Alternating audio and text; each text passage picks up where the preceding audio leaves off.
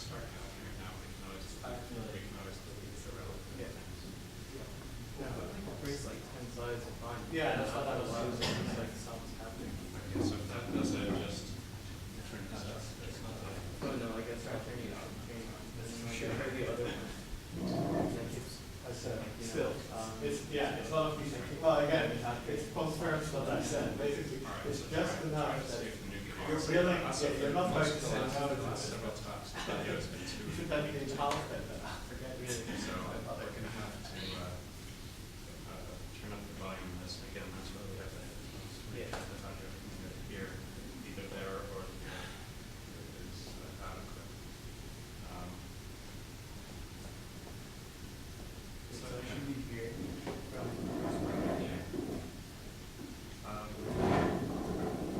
And obviously that would work to these microphones. But yeah, so when everything's done, turn off this, shut everything down, and then go. And this VGA capture should be much better now because they're filing them something which at first we just want to use the pages, which is to which is not. So they don't do the OCR now automatically.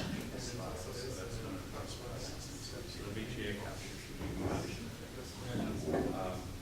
Yeah. That's basically it. All right. Thank you.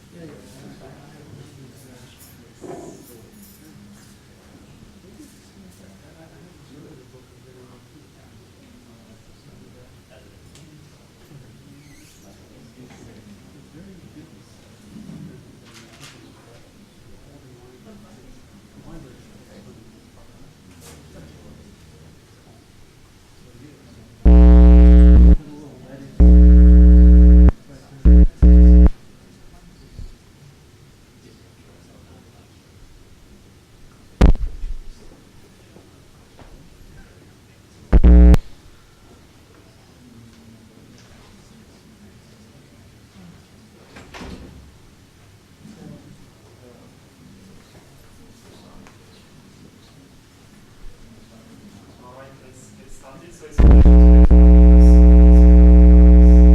who's currently an associate professor at the University of Maryland. He started his career in he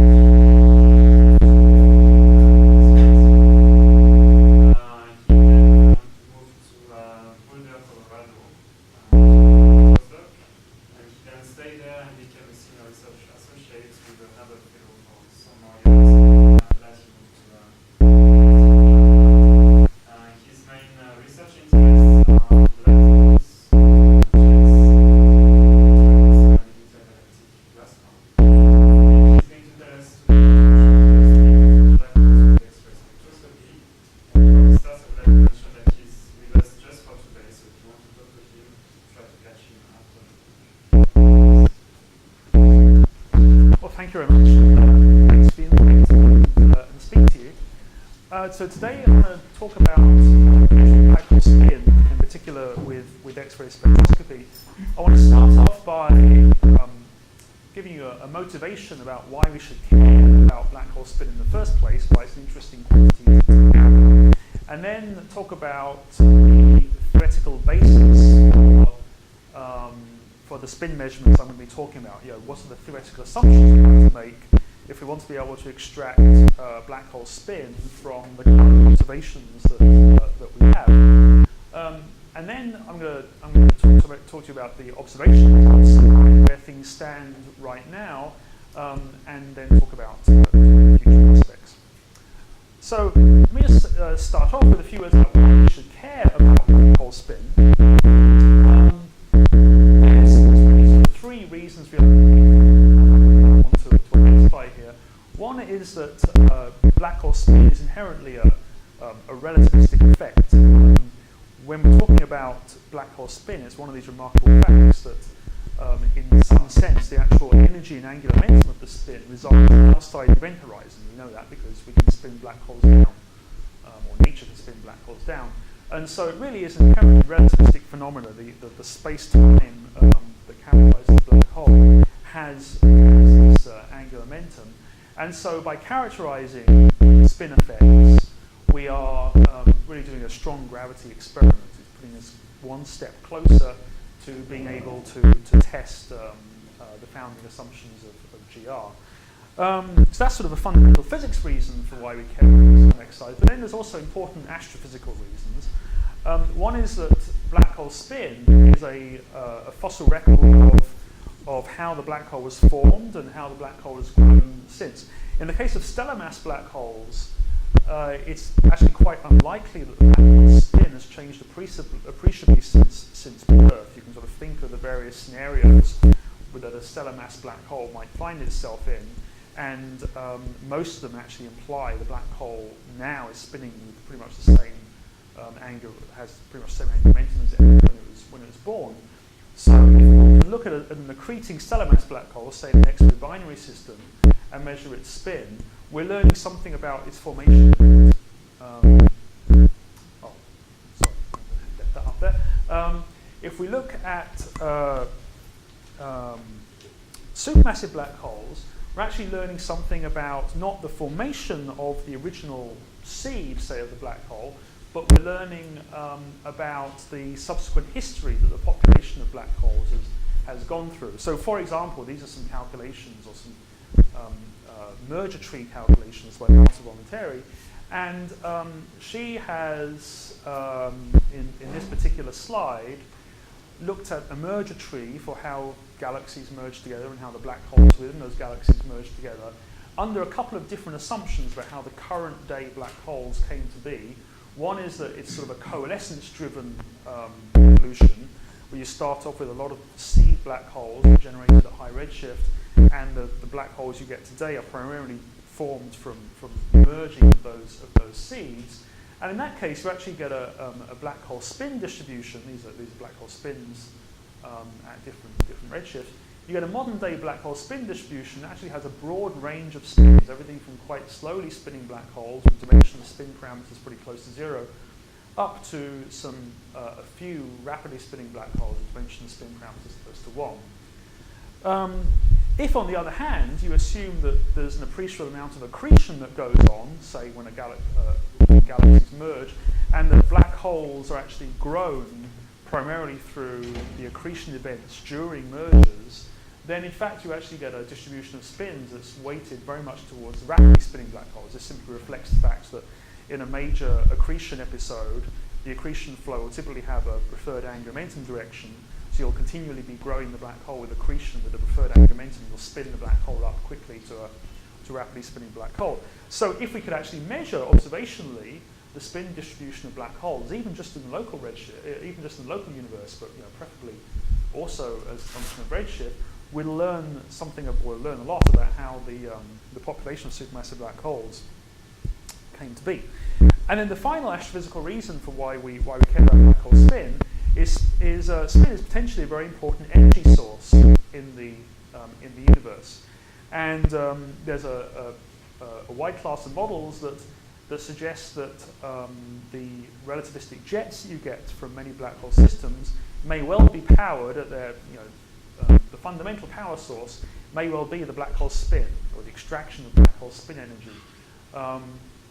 And for those people who aren't familiar with this, the basic idea is that there's a region surrounding a spinning black hole known as the ergosphere, and it's the boundary of that's called the static limit. And within the ergosphere, there are negative energy orbits, and through physical processes that put matter onto those negative energy orbits, you can actually extract energy from the rotation of the black hole, from the rotational energy of the black hole. And there's a particularly important realization of this is a scheme that Roger Blanford and Roman Nayak put forward, whereby magnetic fields that are threading the horizon can actually extract the rotational energy of the black hole. This is actually often discussed in the context of AGN phenomenology. There's this very well-known dichotomy between AGN that are radio loud and radio quiet, and this is one modern realization of it in a diagram by Sikora et al., where here we plot the radio loudness of the AGN population versus the accretion rate in Eddington units, and you see there's these two distinct branches here, and these are the radio loud objects. Many of them are radio galaxies, what we call radio galaxies, and these are the radio quiet objects. And the hypothesis is, put forward by Sikora, the hypothesis is that these are rapidly spinning black holes, and that these are the slowly spinning black holes. So in the rapidly spinning black holes, you have this inherent energy source to produce the jets that then produce the radio emission, whereas in the slowly spinning cases, you don't. The different symbols here actually characterize the host galaxies, and it's actually found that the radio loud objects, the inferred rapidly spinning black holes, are almost exclusively in elliptical type galaxies, whereas the radio quiet objects are actually in a mix of galaxies. So exactly how that plays in is unclear, but again, there's a hypothesis put forward by Wilson and Colbert that you may find more rapidly spinning black holes in the elliptical galaxies, because those are the ones that have undergone a major merger, where possibly two comparably sized black holes are merged together and spun, produced a I have to say that given the angular momentum distributions you were showing from Voluntarius calculations, that's not a very convincing hypothesis, given the large difference in Agreed. output in those two populations. That's 3 orders of magnitude. Agreed. So the Wilson and Colbert hypothesis, of course, predated the voluntary calculations. One thing which I haven't mentioned, which is relevant, is that there are sort of more extreme versions of the voluntary accretion scenario, where in fact the accretion can occur through lots of little events. There's a paper by Andrew King which suggests that the accretion occurs through lots of little events. He suggests that accretion primarily produces slowly spinning black holes. So the theoretical predictions are sort of all over the place, depending on what you assume about the nature of the accretion events. So this is another sort of important motivation to have a tool for actually being able to measure black hole spin, because unless we can actually go out and measure black hole spin in real systems, this will always just stay a hypothetical So that's what the subject of this talk is about actually trying to constrain black hole spin in real systems. And of course, since until gravitational wave detectors, we are stuck with actually looking at electromagnetic radiation from these systems, which comes in one form or another from the accretion flow. So we have to actually understand how the black hole spin is going to imprint itself on observables from the accretion flow. So there's obviously going to be some, we're going to have to do some theory here to see how this works. So I want to say a little bit about the theoretical basis for spin measurements, and talk about what has become known amongst a small group of people doing this as the ISCO conjecture. So the idea here is that black hole potentials have an innermost stable circular orbit. If you're at some distance from the black hole, then to all intents, you're Newtonian-like in the properties of your orbit. So a test particle that's going in a circular orbit, that orbit is stable. You perturb it, you just drive onto a slightly elliptical orbit. But in the black hole potential, unlike in the Newtonian potential, there is actually a critical radius where inside of that, circular orbits are now unstable. You perturb that circular orbit, you will spiral into the black hole. So this is called the innermost stable circular orbit, sometimes called the radius of marginal stability. Now that's for the test particle case, and that's all, of course, extremely well established. The conjecture here is that critical radius will also imprint itself on the accretion disk. Accretion disk, of course, is a fluid structure, it's not test particles. But the hypothesis is that as the accretion flow is coming in, spiraling through this disk, there'll be a transition in flow properties at the innermost stable circular orbit. And that transition will imprint observables will imprint observables that we can then characterize. Now, let me speak in very general terms, just for a minute. What kind of observables can you imagine looking at? Well, one is the efficiency of the accretion flow. So if the accreting gas can get let me back up. One important thing I haven't said: the innermost stable circular orbit is a function of spin. So for a non-spinning black hole, let's put some numbers on this. For a non-spinning black hole, the innermost stable circular orbit is located at 6 gravitational radii, 6 gm over c squared in the black hole. As you start to spin the black hole up in the prograde direction, the same direction as the accretion flow is rotating, then that innermost stable circular orbit will shrink. It will start coming in. And for a theoretically maximally rotating black hole with a spin of 1, that innermost stable circular orbit actually comes down to 1 gravitational radius, which is also where the horizon is at that coordinate sense. That's where the horizon is. So as you spin the black hole up, this innermost stable circular orbit will actually pull in towards the black hole. Now, what effect does this have? Well, it means that for a start, as you spin the black hole up, the material can actually accrete closer to the black hole before undergoing this presumed ballistic plunge into the black hole. So you're going to release more binding energy from the material, so the efficiency of the accretion disk will be higher. And I'm not going to talk any more about this, but for those of you who are familiar with the Sultan arguments for efficiency of black hole systems, you can use this to gauge the relevance of spin and the population of AGN as a whole. As you pull this radius in, the characteristic gravitational redshifts of the observables are going to increase. You're going to get more and more emission of the observed emission from deeply redshifted parts of the potential. And that's going to underlie most of what I'm going to talk about in this talk, the use of gravitational redshift. For more rapidly spinning black holes, you're emitting much more energy because of this efficiency issue, and you're typically emitting it from a much smaller area. So the temperature of the accretion disk, if the accretion disk is radiating from the black body, the temperature of the accretion disk is going to be higher. So you can use measurements of the temperature of the disk in principle to get some idea of the spin. And also, of course, as you pull the ISCO in, the characteristic temporal frequencies are going to be high. You're going to be orbiting, you're going to be closer and orbiting faster. Now, I'm going to focus almost exclusively in this talk on the gravitational redshift method. I'm going to have just put up this one slide to talk about those other two methods. For example, let's talk about the timing aspects, the temporal frequencies of black holes. Well, in the stellar mass black holes, there are things known as quasi-periodic oscillations. So if you look at the temporal power spectrum of the signal, in particular special states of these black holes, you often see little spikes in the power spectra at quite high frequencies of the order of 100 hertz. And just from the basis of those high frequencies, they must be coming from very close into the black hole. If we had a compelling theoretical model for what was actually generating these oscillations, then we'd probably be able to backspin out of those measurements. They're coming from close enough in that they'll be in the region that's dominated by spin.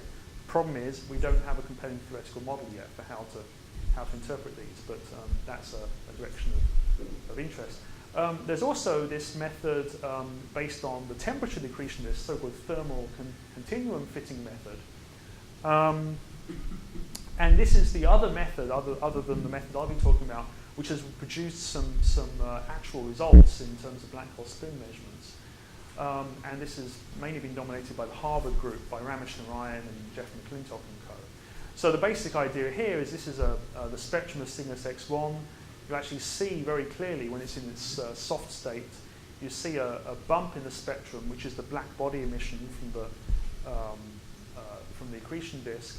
And by characterizing the luminosity and temperature of that emission, we can essentially figure out where the innermost stable circular orbit is.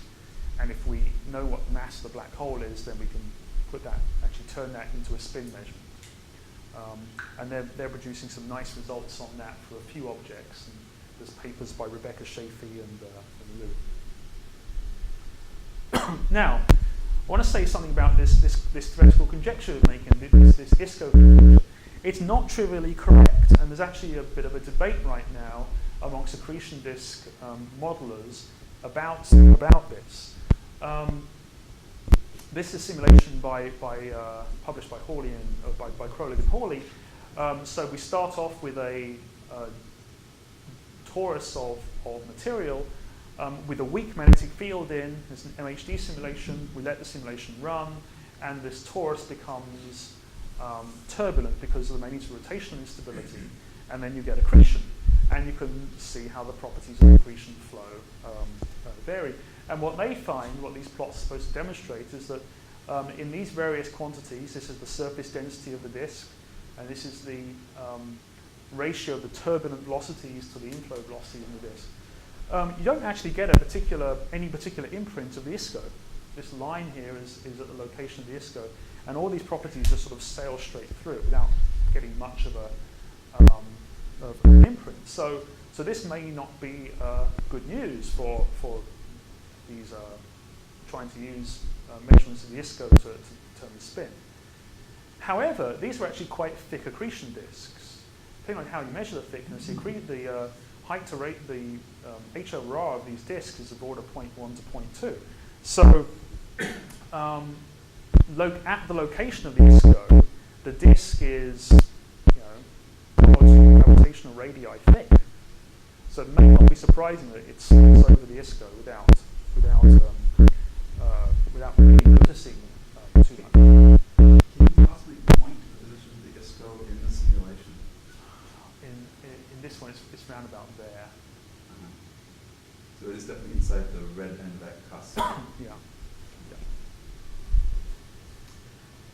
So what about thinner disks?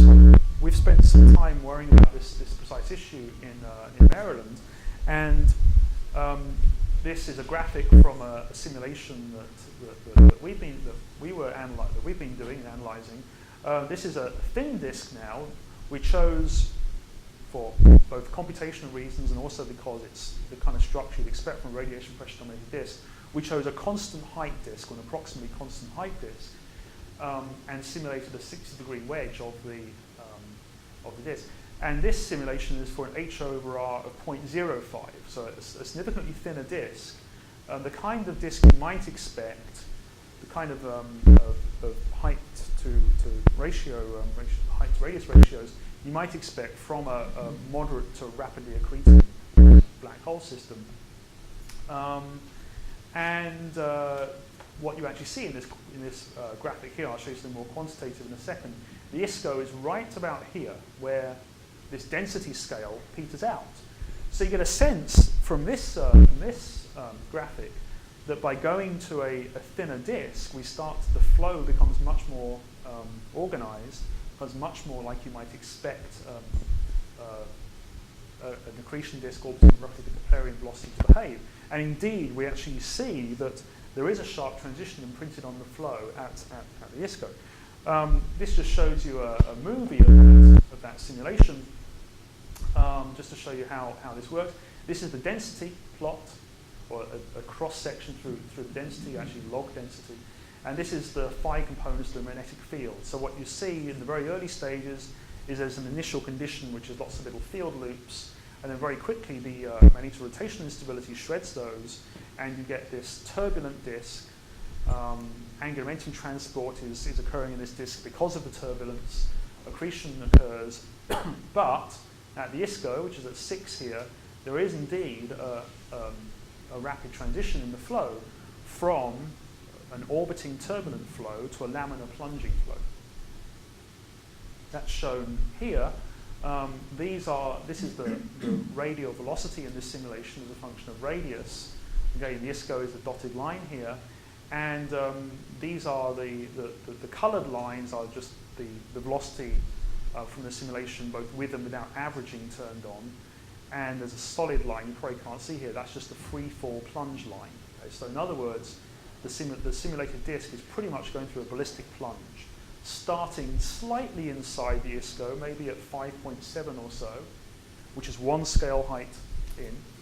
But other than that, it's plunging inwards. The green line here shows the alphane speed in this disk, and you see you become super alphanic pretty close to the ISCO, maybe 5.5. You become super alphanic. And at that point, the flow is conservative. This is the effect on the density field. And again, you see in terms of the density of the disk, there's a rapid transition in the flow properties, starting a little bit outside of the ISCO, but then you rapidly are plunging inwards through the ISCO. So for these thin disk simulations, we appear to be supporting this basic ISCO conjecture. Now, what's actually going on?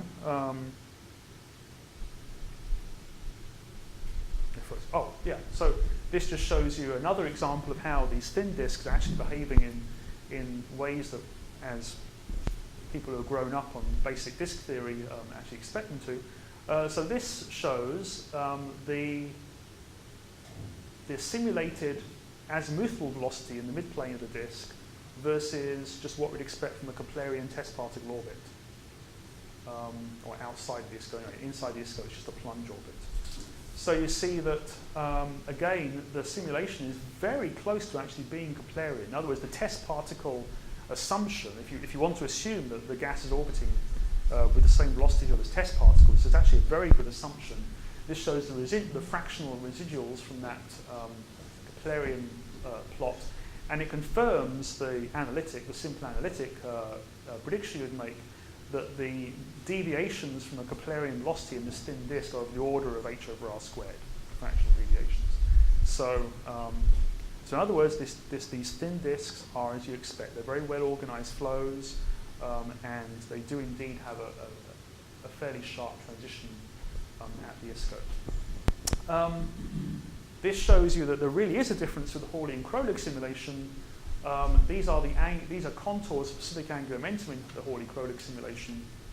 These are the same contours chosen in our simulation, and you see again our flow is actually much better organized than their flow. So it appears that dropping the h over r by just a factor of 4 or so really has made these disks much better behaved. Any difference in the assumptions about the initial magnetic field? There are, and this is something let me let me talk about this right here. So what's going on? Well, actually, this is still an issue of some debate.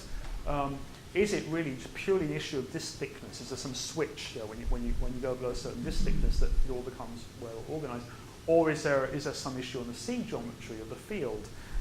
We've chosen initial fields that are these loops, and in the Hawley-Kronig simulations, they're these single big loops that thread the whole disk.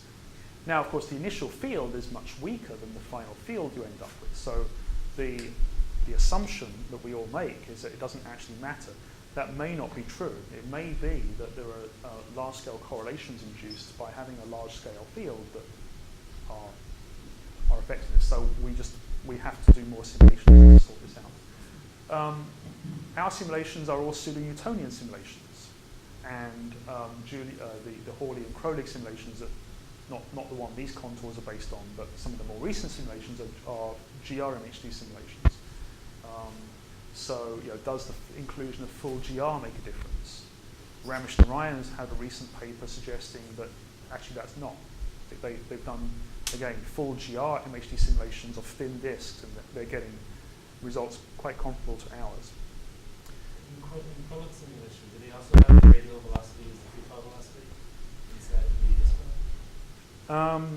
No, it's much messier. Each individual element of gas at some point is going into free fall, but each element of gas is put onto different free fall paths because there's this much messier transition that means that the energy and angular momentum is not of each parcel of gas is different. If that makes sense. Okay, so I'm going to proceed on the basis of, let me just show you a recent, just to drive this point home, show you a recent simulation that's just passed last week, where we've now gone to a slightly different geometry, again to mimic Hawley and Kronig more with constant H over R disk, see if that's the issue. And we've run it with a much bigger domain as well.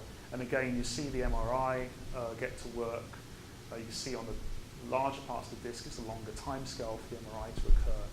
You can tell my postdoc, Sean O'Neill, made this because it's much nicer than one that I made. But what we find here, again, is the ISCO is occurring about there, and there's every indication that it's a very rapid transition and you're having accretion in there. And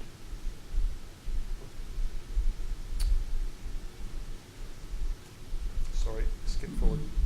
And these are sort of the comparable graphics that you get from that simulation. It's all consistent with ours. So I'm going to proceed on the assumption that for sufficiently thin disks, which will be the case for the systems I'm going to be talking about, we can make this hypothesis that the flow has its rapid transition. In that simulation you just showed, where is the accretion time equal to the simulation runtime? I'm sorry, where is? The accretion time equal to the simulation runtime? So by accretion time, you mean say the viscous time scale. So far, I haven't got that number at the top of my head. It'll actually be quite close in, because this is still running, this one. So we're going to run this a lot longer. I couldn't tell you exactly where. It's probably going to be only between 10 and 20 RG, where those two are comparable. So you don't really expect to get into a quasi-steady state? Not for a while. One reason for doing a much bigger simulation like this was so that we could at least have the central part of the disk in a quasi-steady state. That's actually the motivation for that. Okay, so let me now move on and tell you how we're going to use this assumption and talk about X-ray reflection spectroscopy and how we use it to measure black holes. So, nature appears to be quite kind to us. Real life black holes are copious X-ray sources, especially AGN are also. And in the case of an AGN, at least, that is initially surprising, because if you think about the accretion disk and you do the back of the envelope calculation of what the thermal emission from the accretion disk should be, it's actually relatively cold. It's 10 to the 5K. So the accretion disk will be a UV source, and indeed you see UV bumps in AGN spectra. But of course that's not where the X-rays are going to come from. So the X-rays come from some other structure, which we generically call corona. So it comes from some structure containing very hot electrons that very likely produce the X-rays through inverse Compton scattering of the seed UV photons of the disk. But in that kind of geometry, some of the, half of the X-ray photons will come up to us and we'll observe them, but half of them will shine back down to the disk, and you'll get what we call the X-ray reflection spectrum. Not really reflection, of course, it's just scattering or exciting the surface layers. So these are calculations from Ross and Fabian of the spectrum you expect to be scattered and emitted off the surface layers of the optically thick disk due to the X-ray radiation. And there's different lines here corresponding to different ionization states of the disk, depending on how strongly you irradiate it. And I won't go through the details here. The important thing is, for this purpose, that there's one line here. This is the ion line, ion K alpha line. It's particularly strong because iron is very abundant and iron has a very high fluorescent yield. And it's also nice that it's actually quite high energy in the spectrum because the continuum emission, remember some of the emission runs straight out to you, is typically quite steep. So if there's a nice strong line at high energy where the continuum is relatively weak, it's actually quite easy to see. So this line is isolated. And of course with an isolated line in an accretion flow around a black hole, we can start to actually look at things like the Doppler shift and the gravitational redshift. So this, I'll just very quickly run through this. This shows you how this line gets sculpted by the various effects. So I'm showing you the results for a non-spinning black hole viewed at 30 degrees away from face on. And if you have an annulus that's 1000 Rg, you're essentially in the Newtonian regime, you just get this slight split into a red-shifted and blue-shifted peak. As you start to consider annuli from closer and closer in, you start to get relativistic effects imprinting quite strongly. So the blue peak is boosted up, and the red peak is depressed, and these are, of course, relativistic aberration effects. And you also see the centroid of the line starting to drift down, and that's the two effects coming in at the same order are the transverse Doppler shift, time dilation, and the gravitational redshift. And as you come closer and closer, of course, these effects get stronger and stronger. When you integrate this over the whole disk, what you expect is this characteristic broad and skewed line. The position where the line drops off like a rock at the high energy end is actually a very good indicator of disk inclination. This is almost a pure function of the inclination of the accretion disk. The sort of most maximally redshifted point here tells you about where the inner edge of the disk is. It tells you about the spin. So you can probably tell this is going to be hard to distinguish because typically your signal to noise will start to get poor down here, but that's what we're going to be going after.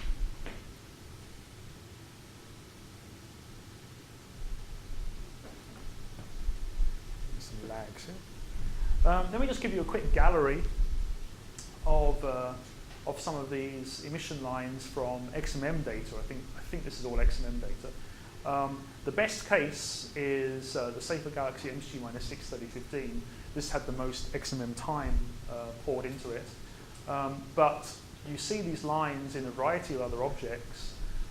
And also down here we have galactic black hole candidates where we see these lines. So more or less quite comparable shaped lines to the AGN. So these lines are quite common. If you look at probably the best study of this has been done by Paul Andra, who took the full archive of high signal to noise AGN observations and asked the question, what is the fraction of occurrence of these broad lines? And he got an answer of between 30 to 50%, depending on. There are some sources where it's ambiguous because it could be due to other complications in the spectra, but it's about 30%, which is very secure. So what we're going to be looking for is essentially how far this red tail on the low energy tail on the ion line goes. That's going to be our spin diagnostic. And these are some models for different spins that were computed using the spectral fitting model that my former graduate student, Laura Brenneman, constructed, and there was other such models by various other authors. The advantage of using these lines for spin constraints is that unlike some of those other methods I was talking about, the ion line profile is actually completely independent of mass. You get the same line profile out of a stellar mass black hole and out of an AGN. So the system, as long as you span the system to the mass of the system, the ion line profile is just determined by dimensionless. You can also determine the inclination, as I said, from these lines. Whereas in the thermal fitting technique, you actually have to give it an inclination. You have to assume an inclination, and that's one of the parameters they're strongly degenerate with. From here, we can actually measure the inclination. Okay, let me. I'll skip a couple of slides. I think I'm slightly behind, but this is one of the nicest data sets so far of these relativistic features.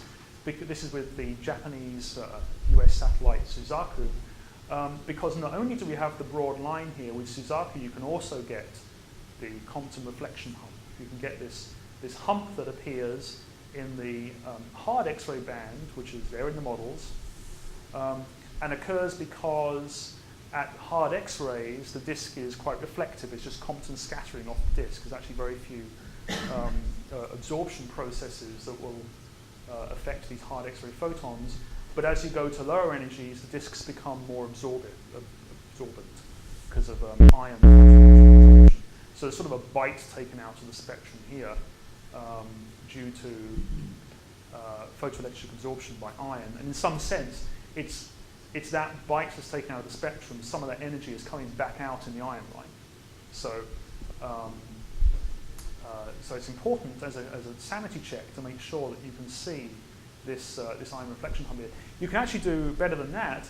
Because of the strength of this hard X-ray bump, you can predict how many ion line photons there should be in the spectrum. Because like I say, you're having this bite taken out by photoelectric absorption of ion, and 1 in every 3 photoelectric absorption events will produce a fluorescence photon. That's just the fluorescent yield of ion.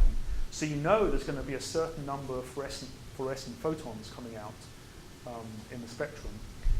And you actually find that it's required that you broaden this line, or else you'll over-predict. You'll get a much stronger narrow line than you see. You need to somehow squeeze a certain number of ion line photons in there, and the only way to do it is to broaden it. But this does raise a couple of issues, doesn't it? Well control the incident rate of fluxes of the inner parts of the disk.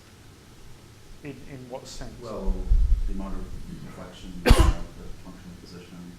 Yes. And if this is warped, as it may well be, that'll introduce sufficient degree of freedom, right? And, yeah. I mean, yeah. For example, in the second case, which is sort of a cleaner geometrical thing, can you really begin to constrain its presence or absence? Of warping. Yeah. Right now, I would say probably no. We're close enough in that you might expect the disk to be flat in that region. I mean, as you know, there are complications here, but if it really is if the Harding-Pedersen effect is operating, this is in the region where we'd expect the disk to be flat. Further out, yes, we'll get warping. And for example, you see there is actually sort of a narrow core to this line, which is coming from further out, and we can model this in terms of being, well, there must be a certain amount of emission from further out. Physically, why there is this emission from further out, it might well be that you're starting to pick up the outer regions of a warped disk. The other issue about what is the say the radial run of how much illumination there is, we treat entirely empirically. We just put some functional form in, typically a broken power law, and we proceed to that point. And hopefully our empirical assumption is flexible enough to include the real physics. Okay, let me skip these. So let's now talk about these broad lines as a spin diagnostic. There's a very quick argument, which I won't go over in detail here, that broad ion line sources actually have to be from geometrically thin accretion disks. And this, essentially, the bottom line goes that if you're seeing an accretion disk that's generating this ion emission line, it tells you that there must actually be combined ion in the disk. It tells you the disk has to have a fairly low ionization state to be producing significant amounts of ion fluorescence. So if it has to have a fairly low ionization state, despite the fact it's being blasted by an intense flux of X-rays from above, that tells you it actually has to be quite dense. And you can play games by densing it, by making it little clumps, but if you assume it really is a slab of gas that has to be that dense, then it actually has to be quite thin. And that's what all this scaling argument tells you. So if you actually go through the arguments and just look at this bottom equation, what this tells you is that for a certain ionization parameter that you can measure from these reflection spectra and various other parameters that sort of fiducial values, then the typical H over R for one of these broad ion line sources is of the order of 0.05 or even less. So we are in this thin disk regime that we're talking about. And what this means is that you have this ISCO transition, and you can start to see how this transition of the flow properties actually affects your spectrum. And the primary effect here is that as the flow crosses over the ISCO and starts to accelerate inwards, the density drops. It's not that the disk becomes optically thin. The disk can actually stay optically thick quite a long way in. What happens is that the density drops, the ionization parameter shoots up. And that's what this plot shows here. It shows calculations from that same simulation I showed you of what the ionization parameter would look like for some fiducial X-ray source that's situated on the disk. And very rapidly, the region inside the ISCO becomes too highly ionized to produce the ion line. That's the main effect, which is going to truncate the ion line inside of the ISCO. Oops. Let's skip to this. So this is the XMM data for MSG-63015, which is still the highest signal-to-noise data there is. The Suzaku data I was showing you before are very nice because you have the hard X-ray coverage here. It gives you an important sanity check that your basic spectral modeling is correct, but it tells you it is. So the highest signal-to-noise data here, the XMM data, we can start to look at with these models. Now, as you can tell here in this residual plot with simple power law, especially down in the soft X-ray band, it's a fairly complicated spectrum. And you have I haven't shown it here, but you have a much better view of this in high-resolution detectors such as the grating spectrometer on Chandra or the RGS on XMM. But this big notch here is a whole complex of absorption structures that are imprinted by photoionized gas that's surrounding the AGN. It's called the warm absorber. So you have to account for that in order to look and quantitatively measure the very subtle broadening of the ion line here. And this is the, when you go through this spectral modeling exercise as carefully as you can, this is the results you get. This is again from Laura Brenneman's PhD thesis. You have this fairly complicated absorption structure here, most of which is actually constrained from high resolution data from Chandra and the XMM gratings. And then superimposed on that, you can't quite see here, it's in light blue. This is the spectrum you get from the accretion disk itself. And you see here the ion line. Again, apologies, it's so hard to see. But then you can see it occurring here in the total spectrum. So we know those ion line photons must be there because we see that hard X-ray bump in Suzaku. So we know that those X-ray photons, those ion line photons must be there, and we can squeeze them into the spectrum because we broaden the spectrum like that. And indeed, you can try to model this spectrum without that broad line, and it's very hard to get a good measurement.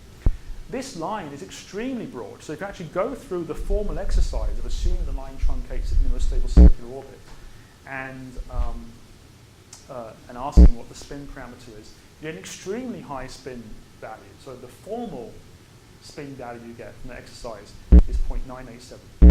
Yeah. And so since you're using a set of templates derived from Kerr, if the spin was actually bigger than 1, would your fittings say it was 1? I've been asked that question several times. I actually, I think it would start going the other way, because if, suppose you have one of these super spinners that people talk about, then there's no event horizon, which means that there's no region where the redshifts have diverged. So your line would presumably start being narrower then, somehow. Your maximum redshift would start to decrease, I believe. Our models stop at 0.999. So we stop before you hit that point. It's something that we need to think about a little bit, which is how would this look if there was a super spinner?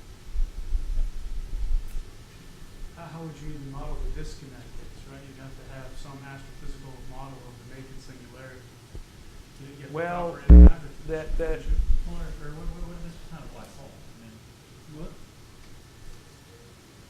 it's only under, yeah, thank you. Yeah, there are a couple of It's not a papers black thinking hole. about these disks, but yeah, it's an interesting discussion for later. Now, this is a very, very high spin parameter, and I don't think there are many theorists around now who would buy such a high value.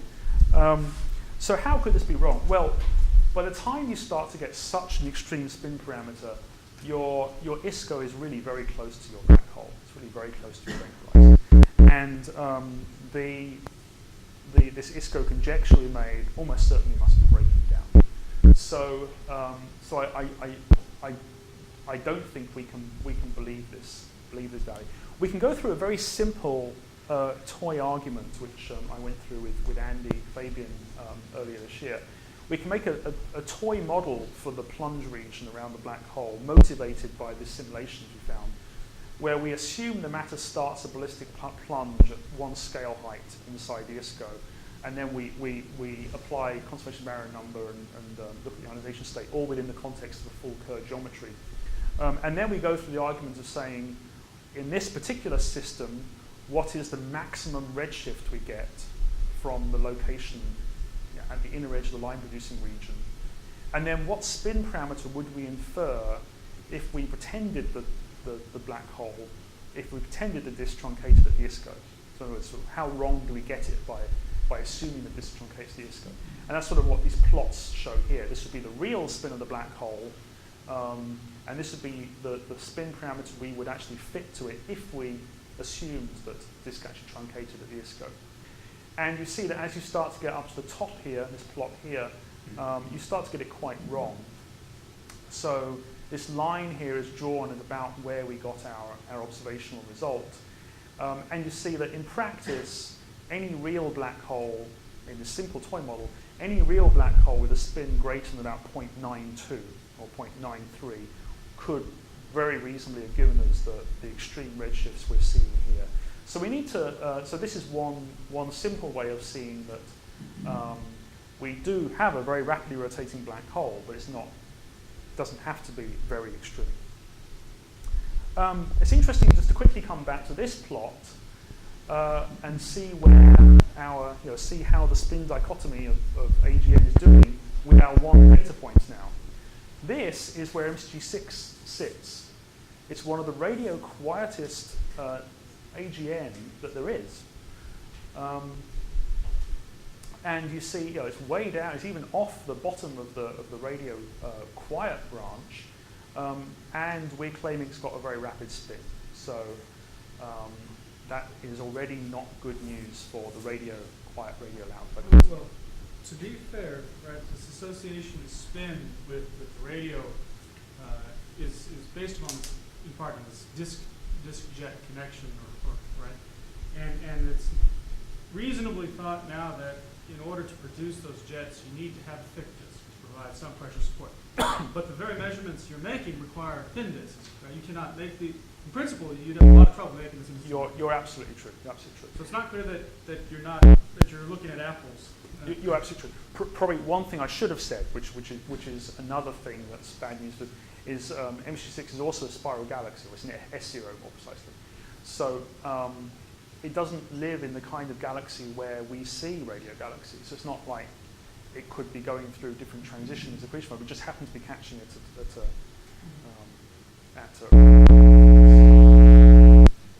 so the jury stood out. You know, one object can always be weird, and this certainly is a weird object. Let's briefly, in the last few minutes I have, talk about galactic black hole systems. Of course, the signal from galactic black hole systems is much greater because they're much brighter systems. And this is one of what I think is probably one of the nicest spin constraints we have so far of any system. This is by John Miller, paper led by John Miller. And GX339-4. Again, it's a very rapidly spinning case, but the models don't peg out at the top, which is encouraging. Else, they actually are finding a spin value that's definitively not pegged out at the top. And by applying different models, different reflection models, different continuum models, we can try and get some kind of idea of what the systematic error is in this. And that's what's characterized here. So this is the results for one galactic black candidate. And then this is a plot from another paper that John and I have just submitted. And this is showing the same technique applied to 6 objects, because one of them fell off. You know, we see again a range of values. It's a little early, too few objects to really tell if there's any trend here. You might imagine you see some hump here, but it's with just a few objects, it's not quite possible to tell. This is the kind of exercise which could be extremely exciting from the point of view of starting to build up a picture of the formation events of these black holes and see, are there true correlations between, say, the mass of the black hole that we get and the spin of the black hole. Are these all low mass systems, or does it include Sigma 6-1? This is Sigma 6-1. So all the rest are low mass systems. This is the only high mass system. How much time do we have? 3 minutes. Okay, good. So that's perfect time. So let me just briefly end with a comment on the future. Something that I think is actually quite exciting that happened just recently this summer is that the Constellation X program, NASA's Constellation X program, and European and Japanese Zeus program finally decided to do something they should have done years ago and merge. And we now have the International X-ray Observatory, which is currently under study. It's very exciting because I think it increases the probability this will actually happen. Just want to quickly sort of outline one vision of what we think ISCO, horrible acronym, what we think ISCO will see for these strong gravity signatures with just quite a short observation. So this is a 20 kilosecond simulation, actually using the old Constellation X parameters. You can get very nice line profiles. And in about a 10 megasecond observing program, you'd be able to actually measure spin, do the same kind of exercise I showed you for MSG6, in a few hundred AGM. So this really is enough to start building up a good picture of what the local spin distribution is like, and where the radio loud, radio quiet systems have different spin parameters. Moreover than that, something qualitatively new you can do is you can start to do dynamical ion line studies. You don't have to integrate so long that you're looking over many orbital times. You can actually start to see how the ion line varies in individual, during an orbit of the accretion disk. And this is just one simulation showing a turbulent disk and where it's sort of painted on a turbulent pattern, and we're seeing the ion line respond to that. And if you sort of drag out that ion line in the energy versus time plane, you see this. You see these arcs that correspond to those individual bright regions orbiting around. If we put on signal to noise corresponding to ISCO, we get that. So it's actually very nice. You actually can trace those orbiting active regions very nicely with ISCO. And you can imagine doing the exercise of starting to fit sort of test particle-like orbits here. We can make the assumption these active regions are tracing test particle-like regions. Then we can fit test particle tracks here, and see, for example, do the ensemble of test particle tracks match predictions of the Kerr metric. Another, sorry. I'm sorry, I'm being misled here. Why are those tracks going up in energy with time? That. Yes. There's an interesting effect here, which took me a while to get my head around. But in fact, there is an asymmetry on the tracks in that because of the lensing, because of the way that it's easier to see if you're thinking of an edge-on disk. If you look at edge-on disk, the back looks to be lifted up. So as the track is coming towards its maximally blue shifted point, it's coming down the back of the disk, and the solid angle you see from that active region is quite large. And Well, then it's beamed away from the other direction. and then when it's coming around towards the maximally redshifted part, it's on the part of the disk with the least solid angle towards you. So there is actually the lensing, if you like, principles on those profiles. I have a couple of slides in another talk I can show you at some point if you want to see how that works. So really, these are actually complete arcs. It's just that the brightest part is the one that's. And then the final effect, which is ambitious for us to see, but we might be able to see it, is relativistic reverberation. This X-ray source is a very rapidly varying source. So there are flares on short timescales. And this simulation shows what we would see if there was a flare sort of on the axis here, and as that flare reverberates across the disk, you get noticeable ion line shifts. The interesting relativistic effect here is that the actual echo of the X-ray flare breaks into two branches. You have the standard echo that moves outwards, and then you have a branch that actually separates off and is Shapiro delayed, moving inwards.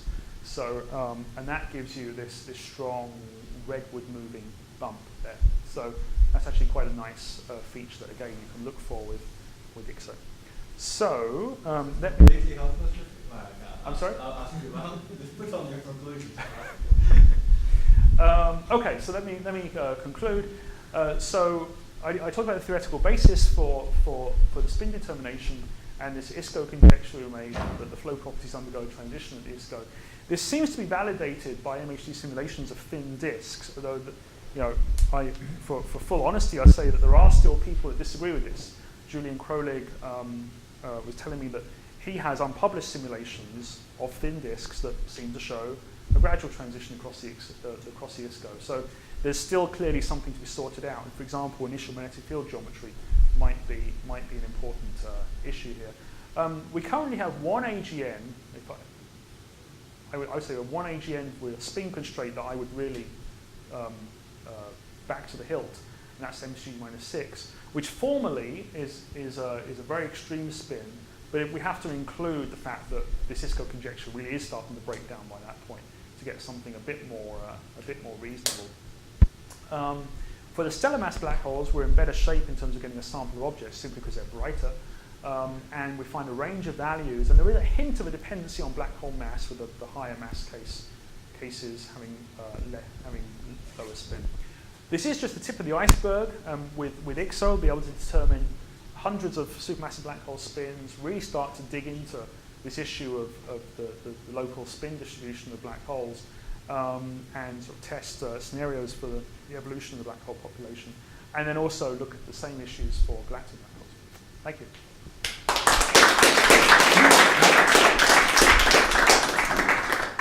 All right, time just for two questions. I'll ask another one. You mentioned that for the binaries you expect them to still be at the initial spin, but are you sure? Because I think in a low binary you might easily increase solar mass or so, wouldn't you? And then wouldn't that change the spin? Well, it depends what the initial. So you may shift it a bit, but suppose you have a 1 solar mass companion, right, but you're almost a 10 solar mass black hole. I mean, you could accrete the entire companion and still not spin up. So why then all your low mass X-ray companion black holes have spin and the high mass X-ray binary doesn't have spin? I don't know. I don't know why it is. But if you just look at the evolutionary path they expect to take after they're born, then it's hard to see how they can actually. Just to get the basic picture right, if you throw 1 solar mass maximally spinning on a 10 solar mass black hole, you just get 0.1. Is it that simple, or is it not that simple? No, it's not that. You do actually spin it up more than that Right. because you have a large lever arm. Right. Your ISCO is essentially the lever arm. Right. And so you spin from 0 up to I don't know the actual number, but several tenths relatively easily. Right. And then as you go more and more rapidly spinning it, it gets harder and harder. So to actually spin a black hole to maximum, you need to accrete of the order of the same mass as it. You didn't offer us a cross comparison with the disk black body technique, can you? Right now, we don't have objects for which both experiments have been done carefully. The difficulty being that the data, if you suppose you take a certain data set, take one of the data sets we use to measure the ion line in, that would, but almost by definition, because there's a hard X-ray tail there, be one of the spectral states that Ramesh would throw away as being something he can't model properly. He's looking for thermal-dominated spectra. So you can't do it with the same spectrum. You have to basically wait for your object to cycle through the favorable spectral states. So you could do that. And of course you have to have data in those states. So you have to set up an observing campaign to do that. Now the one object which has been looked at, and there's a very big discrepancy, is GRS 1915. So they get a very rapid, they get an extreme spin in GRS 0.98 or more. John Miller's looked at the ion line in that object and gets very low spin, less than 0.1 or something. That source, it seems like it's very discrepant. And I don't know what the origin of that is. Now, one point on that is that when John does that modeling and gets a constrained low value for that spin, he's actually assuming the ion line goes down to the ISCO and then truncates. You could always imagine in that object in particular, since it's such a high accretion rate object, that there's sort of to the ion line, there may be a dead zone in the middle of the disk because it's too highly ionized. So the effective truncation of the ion line may be further out because of the ionization of the disk. And that would give you a narrow line, which would give you a wrong inference for the spin.